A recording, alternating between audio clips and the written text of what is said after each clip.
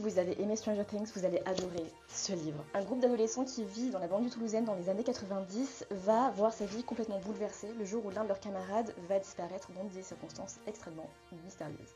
Et ce groupe d'ados va être convaincu que cette disparition a à voir avec une maison abandonnée pour laquelle ils développent tous une étrange fascination, quelque chose de quasiment magnétique.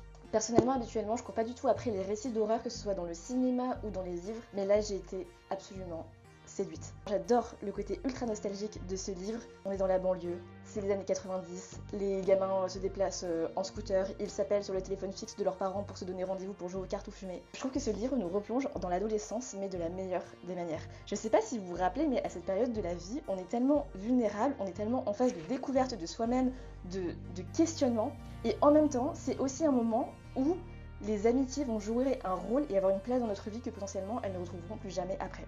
Et c'est ce côté un peu Club des 5 qu'il y a dans ce livre qui, je trouve, le rend complètement addictif et rend les personnages aussi ultra attachants. En plus de ça, l'auteur il maîtrise à la perfection les codes du genre horrifique. C'est-à-dire que c'est fascinant, c'est effrayant, c'est dérangeant, mais c'est toujours très bien dosé, c'est jamais trop et surtout ça a toujours du sens. C'est toujours pour dire quelque chose, que ce soit sur les peurs les plus profondes, sur les désirs, sur les névroses aussi de toute une époque, c'est juste extrêmement bien amené. Vous l'avez deviné, pour moi c'est un 10 sur 10. Ce livre m'a accompagné pendant un très long trajet en train et franchement je n'aurais pas pu rêver mieux.